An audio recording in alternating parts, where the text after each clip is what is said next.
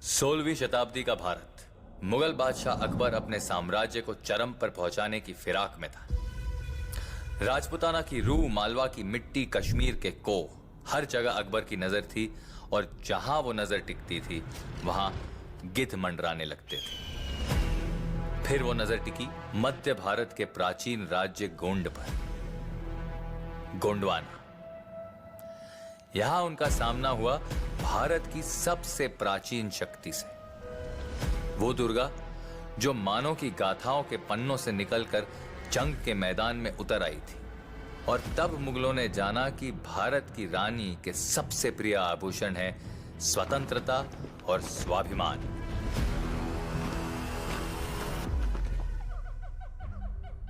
तो चलिए लौट चलते हैं उस समय में जब गोंड की एक महारानी ने अपने प्रजा के दिलों में ऐसी जगह बनाई कि इतिहास याद रखे या भूले, यहां अमर है उनकी यादें, जैसे खून में घुले कुछ वादे। उन वादों की यह कहानी, एक थी रानी, शक्ति रूपिणी, रानी दुर्गावती।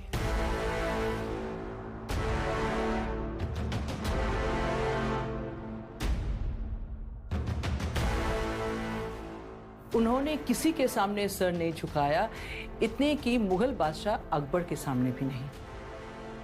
मालवा के सुल्तान बाज बहादुर के 3 आक्रमणों को रानी दुर्गावती ने विफल कर दिया। उन्होंने वरदान दिया था गढ़ा राज्य को कि जे कहीं यहाँ पर हमारी प्रजा को भूखा नहीं मरना पड़ेगा। 24 जून ये दिन बलिदान दिवस के रूप में मनाया जाता है, उनके अद्वितीय बलिदान की याद में। उनके नाम पर विश्वविद्यालय है, अस्पताल है, सड़कें हैं। जबलपुर के हर कोने, हर गली, हर घर में उनका नाम एक आशीर्वाद की तरह लिया जाता है। रानी, ये उनके लिए सिर्फ एक पदवी नहीं, एक रिश्ता है।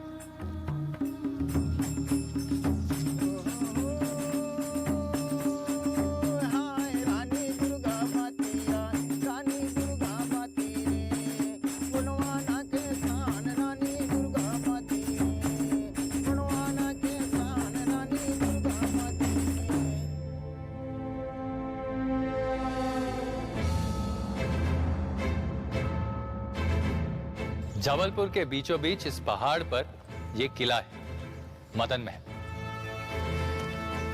यहां शीश महलों की चमक नहीं है, यहां राज दरबारों का शोर नहीं। यह किला साजो सामान से नहीं, साहस से बना है।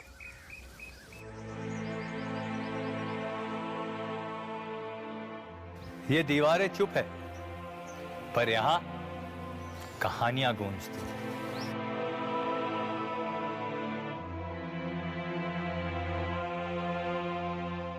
गोंडवाना के 4 राज्य जो थे उनमें से गढ़ा मंडला सबसे संपन्न थे।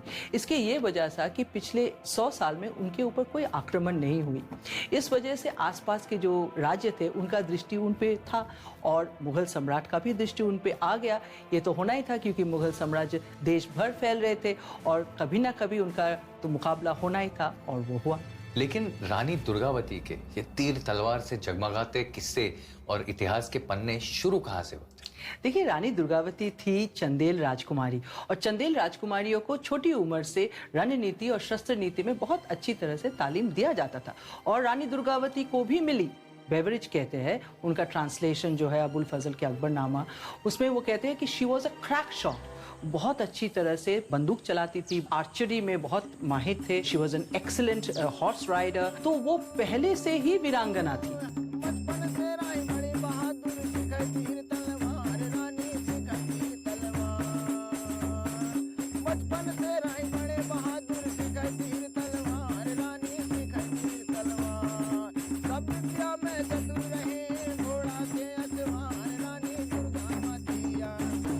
मैंने सुना है कि उनका लव मैरिज हुआ था। रानी दुर्गावती ने ना कि सिर्फ लव मैरिज किया, उन्होंने ऐसे शख्स से शादी किया जो कि राजपूत भी नहीं थे, चंदेल भी नहीं थे। वो थे गोंद राजकुमार दलपत शाह। और दो कहानियां हैं इसके बारे में। एक तो ये है कि स्वयंवर सभा में उन्होंने दलपत शाह को चुना, और दूसरा ये है कि उन्होंने दलपत शाह के साथ हरण विवाह यानी कि इलोप करके शादी की, यानी भाग के शादी किया। और इस बात को लेकर शालीबहन जो उनके पिताजी थे वो बहुत नाराज थे। दलपत शाह गोंडवाना का युवराज और वो चंदेल राजवंश की कन्या। विवाह जातियों से ऊपर था, रीति रिवाजों से परे। और ये पहला फैसला था जो रानी दुर्गावती ने सबसे अलग चुना। लेकिन इसके बाद हर मोड़ पर उन्होंने वही चुना जो आम नहीं था, लेकिन सही था। हरियरे हरियरे मड़वा गाना ये रे हरियरे हरियरे मड़वा गाना और भला साले जान के था और भला साले जान के था दूल्हा पाने दलपत यह समय रानी दुर्गावती का और गोंड का शायद सबसे खुशी वाला समय था। आइए देखते हैं कैसा रहा होगा।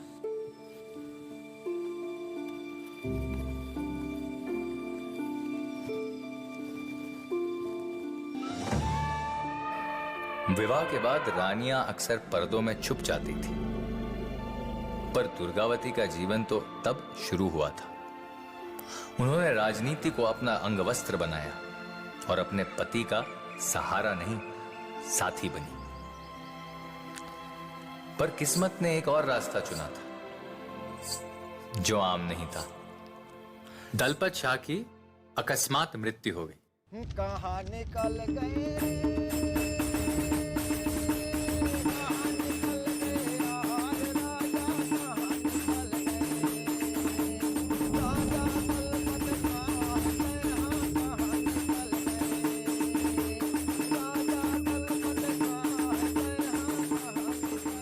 अपने पति के मृत्यु के बाद रानी दुर्गावती ने अपना राज्य संभाला।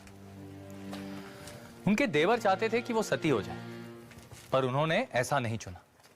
यहां तक कि उन्होंने पर्दा भी नहीं चुना। अपने बेटे वीर नारायण के लिए उन्होंने सिर्फ रखवाली नहीं की, राजनीति की। मध्यकालीन इतिहास में ऐसा माना जाता है कि महिलाओं को उतना महत्व नहीं दिया जाता था, परंतु दुर्गावती एक महिला होने के साथ साथ, विधवा होने के साथ साथ, उन्होंने न केवल गढ़ा राज्य की प्रशासन को इतने अच्छे से चलाया कि बाकी सारे गोंड राजाओं के ऊपर उनका नाम यहाँ पे लिया जाता है। गढ़ा मंडला में रानी दुर्गावती जैसे राज करती हुई रानी ना पहले आई ना बाद में, और उन्होंने बड़ी अच्छी तरह से पॉलिटिक्स जिसको कहते हैं उसको भी निभाया, और जो भी ऑपोजिशन उनके तरफ आए उसको बहुत अच्छी तरह से मैनेज भी किया। उनका एक और नाम है ताल तलाव वाली रानी। उन्होंने 52 ताल 64 तलाइयाँ बनाई, जैसे कि वीर नारायण के नाम पे बाल ताल है, सरमान के नाम पे हाथी ताल है। और इसके अलावा उन्होंने सड़कें बनाई, मंदिरें बनाई, उन्होंने अपने जो किले थे उनका अच्छी तरह से मरम्मत किया, उन्होंने अपनी जो सेना थे उसकी अच्छी तरह से अपग्रेडेशन किया।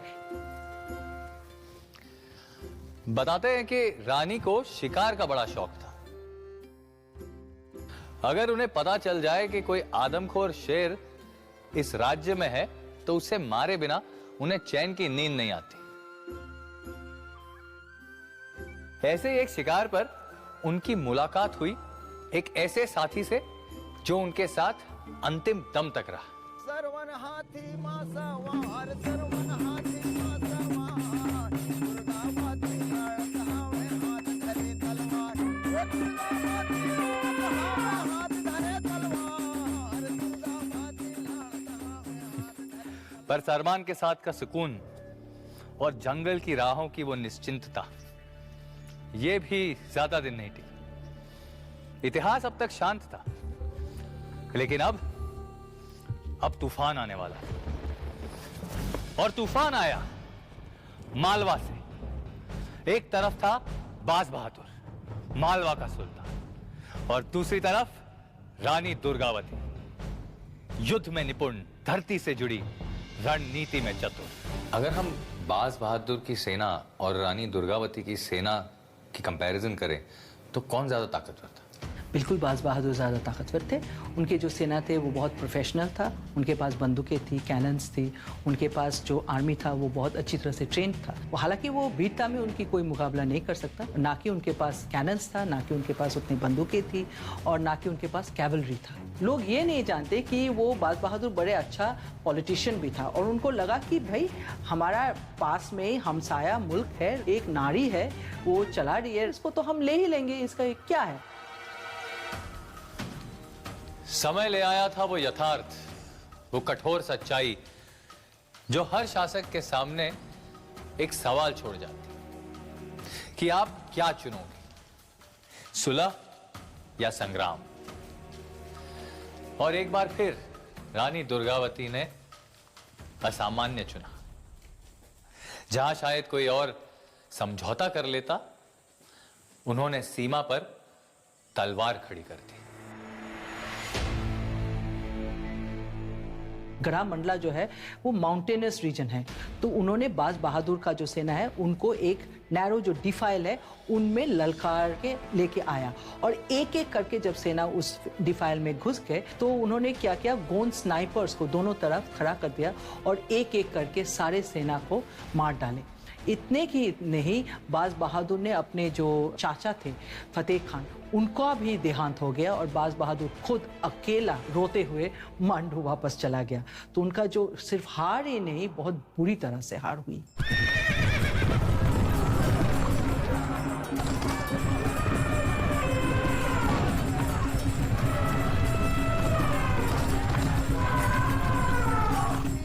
बाज बहादुर ने गोंद की मिट्टी पर कदम रखा, और फिर इतिहास के पन्ने कह गए कि रानी दुर्गावती ने बाज बहादुर को हरा दिया। उस जमाने में जब कोई सोच भी नहीं सकता था कि एक महिला एक सुल्तान को हरा देगी।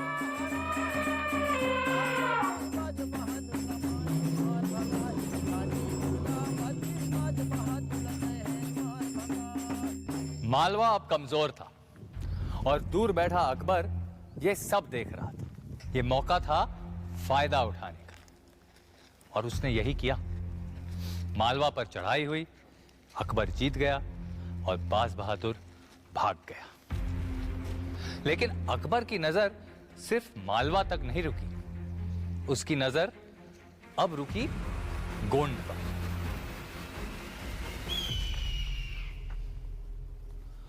और फिर यहां आया मुगलों का सबसे शातिर सेनापति अब्दुल मजीद असफ खान। अब्दुल मजीद असफ खान ने आक्रमण तलवार से नहीं, जासूस से किया है और व्यापार से किया, और उन्होंने रानी दुर्गावती के राज्य में बहुत सारे मुगल जासूस भेज दिए, और वो लोग इंफॉर्मेशन इकट्ठा करके असफ खान के पास भेजे। इस वजह से असफ खान को लगा कि ये जंग तो बहुत ही आसान होगी। गोंड सेना कितनी बड़ी थी? क्या वो युद्ध के लिए तैयार थी? गोंद सेना युद्ध के लिए बिल्कुल ही तैयार नहीं थी। असफ खान ने एकदम अचानक से आक्रमण कर दिया, तो गोंद सेना एकदम दे वर सरप्राइज्ड। और रानी दुर्गावती के जो सेना थे वो 52 किलो में फैले हुए थे। उनके अपने पास ज़्यादा से ज़्यादा 500 या 1000 लोग होंगे, उससे कम ही होंगे। और असफ खान का जो सेना था वो बहुत बड़ा था। बदाऊनी या फरिश्ता या अबुल फजल, डिफरेंट एस्टिमेशंस आते हैं। कोई कहता है 20,000, कोई कहता है 30,000, कोई कहता है 50,000। तो आप सोच लीजिए कितना बड़ा सेना था उनका, और रानी दुर्गावती के पास तो बहुत ही कम सेना थे। तो फिर रानी दुर्गावती ने क्या किया? आपको क्या लगता है क्या क्या होगा? असफ खान ने अचानक से चढ़ाई की, लेकिन रानी ने ना तो संधि मांगी, ना वो दिल्ली के ताज के सामने झुकी। एक बार फिर चुनाव की गई, और एक बार फिर उन्होंने वो चुना जो आम नहीं था। वो खुद युद्ध में उतरी, गांव गांव गई, सैनिक जमा किए, दूर बिखरी अपनी सेना को संदेश भेजा। नरी नाला 2 पहाड़ियों के बीच में एक छोटा सा दर्रा है, जहां पर वो मुगल सेना से सामना कर सकती थी। उनका यह निर्णय था कि यदि यहाँ पर वो मुगल सेना के साथ युद्ध करती हैं तो वो आसानी से उन पर विजय प्राप्त कर सकती हैं। अक्सर राजाओं ने किलों के पीछे छुपकर लड़ना चुना, लेकिन रानी दुर्गावती जाहिर सी बात है उन्होंने फिर असामान्य चुना। खुद जंगल में गई मोर्चाबंदी करने। यह युद्ध सिर्फ तलवारों का नहीं था, यह एक सूझबूझ वाली रानी के दिमाग और जज्बे दोनों का प्रदर्शन। देखिए, नारायण नाला का जो युद्ध हुआ था वो 2 दिन में फैला हुआ था। पहला दिन में मुगल सेना आके सिंगोरगढ़ पर आक्रमण किया। रानी ने सोचा कि वहाँ जो डिफेंस होगा, अर्जुन दास उनका जो जनरल था, वो अच्छी तरह से डिफेंस कर पाएंगे, पर ये नहीं हुआ और अर्जुन दास ने अपना जान गंवा बैठे और मुगल सेना रानी दुर्गावती की तरफ आने लगे। रानी दुर्गावती ने बहुत सोच समझ के नारायण नाला को चुना था, जैसे कि बाज बहादुर के साथ हुआ था। इस बार भी वही था, एक नैरो डिफाइल था। रानी को पता था कि उनके पास बड़े बंदूकें नहीं है, कैनन्स नहीं है, तो उन्होंने अपने गोंद तीरंदाज को दोनों तरफ खड़े कर दिए थे और उन्होंने हाथी पर चढ़कर खुद जाके मुगल सेना के सामना किया। इस बार रानी दुर्गावती और उनके जो पुत्र थे, सुपुत्र थे वीर नारायण, दोनों मिलकर इतनी अच्छी तरह से लड़ाई को लीडरशिप दिया कि मुगल ने बहुत बुरी तरह से युद्ध हार गए। ये बात हम किससे जानते हैं? अबुल फजल, जो कि मुगल हिस्टोरियन है और जो कि अकबर का हिजियोग्राफर है। वो कहते हैं अकबरनामा में कि पहले दिन 300 मुगल सेना का मृत्यु हो गया। पहला दिन रानी दुर्गावती ने बहुत अच्छी तरह से युद्ध जीत ली। जब वो मदन महल की तरफ आती हैं तो वो मदन महल परिसर में स्थित शारदा मंदिर में लाल ध्वज चढ़ाती हैं और जिसमें वो आगे की युद्ध में विजय की कामना करती हैं। और यही ध्वज चढ़ाने का जो सिलसिला था, या कहना चाहिए कि ये परंपरा उस समय से निर्मित हो गई थी, जो आज भी विद्यमान में। यहाँ पे आज भी स्थानीय लोगों में ये प्रथा प्रचलित है कि किसी की बीमारी होने पर या किसी की मनोकामना पूर्ण होने पर उस मंदिर पे लाल ध्वज चढ़ाया जाता है। पहली रात जीत के बाद सभी बहुत खुश थे, पर रानी को मालूम था कि आज रात ही अगर जाके तोपों पर आक्रमण नहीं किया गया तो नेक्स्ट डे असफ खान वो तोप लेके आएंगे और गोंद युद्ध हार जाएंगे। तो रानी ने बोला, सारे अपने जो जनरल्स थे वहाँ पे सेनापतियों को बोला कि प्लीज़ आप चलिए हमारे साथ, मैं ये जो आक्रमण होगा, I will lead the attack. हम रात को अटैक करते हैं असफ खान के ऊपर। पर किसी ने उसकी बात नहीं मानी क्योंकि ये युद्ध धर्म के खिलाफ था। एक बार फिर चुनाव की गई, लेकिन इस बार चुनाव सिर्फ रानी का नहीं था। अगर होता तो उन्होंने जरूर रात में हमला किया, फिर क्या पता परिणाम भी अलग होता। लंदन के विक्टोरिया एंड अल्बर्ट म्यूजियम में अगर आप जाएंगे, वहाँ पे एक बहुत सुंदर तस्वीर आपको दिखाई देगी। ये तस्वीर अकबरनामा का है और उसमें आप देखेंगे रानी दुर्गावती के जीवन का लास्ट फ्यू मोमेंट्स। वहाँ पे आप देखेंगे कि रानी का 2 तीर, एक उनका टेम्पल पे, एक उनका गले में, दोनों से ब्लड निकल रहा है।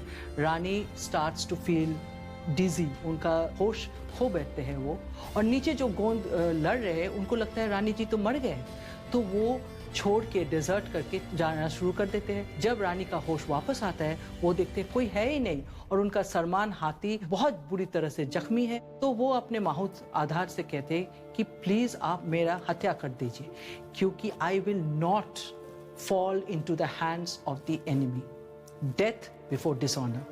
पर यहाँ भी आधार कहते हैं आप मेरी माँ हैं, आप मेरी रानी है, मैं ये नहीं कर सकता। तो रानी जी खुद जाके आधार का जो डैगर होता है उसको लेके खुदकुशी कर लेते हैं। और ये गोंद जाति मानते हैं कि जब रानी जी का देहांत हो जाता है तो सरमान अपने देह से रानी का देह कवर कर देता है, so that she is not dishonoured in death. 52 गढ़ के राज करैया वीर गति को पाई, सारी जनता रोए बिलखे कहीं शरण ना आई। मुगल सेना को 1000 हाथी मिली और उनको 100 जार्स फुल ऑफ अशरफी गोल्ड कॉइन्स मिली और बहुत सारे गोल्ड, सिल्वर, जूल्स, जेम्स, ये सारे अबुल फजल के अकबरनामा में आपको मिल जाएगी असफ खान को क्या मिला। पर लूट तो जरूर हुआ था, बहुत बुरी तरह से लूट हुई थी। कहते हैं वहाँ पे एक कहानी है कि मदन महल की छांव में 2 टोंगों के बीच 9 लाख माया गढ़ी, 2 सोने की ईंट।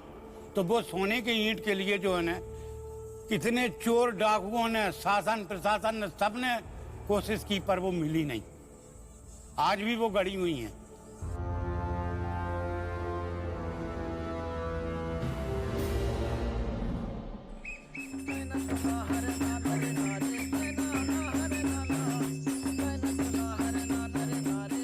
रानी दुर्गावती जैसा बनना बेटा। आज भी यहां हर मां ये आशीर्वाद देती। इतिहास तो कागज पर लिखा जाता है, पर जो मिट्टी में, संस्कार में, संस्कृति में घुल जाए वो उपलब्धि होती है। पन्नों पर लिखे नाम कितनों को याद, जीवित यादों में रहें, ये उपलब्धि होती। लोग पूछते हैं कि अगर रानी ने युद्ध नहीं चुना होता तो, लेकिन ये सवाल गलत जगह से उठता है, क्योंकि रानी ने युद्ध नहीं चुना, उन्होंने अपनी प्रजा को चुना, उनकी रक्षा, अपना स्वाभिमान, गोंड की स्वतंत्रता, ये चुना। और शायद ये भी कि इतिहास में कभी कोई बहे, एक थी रानी जो झुकी नहीं। दुर्गावती महारानी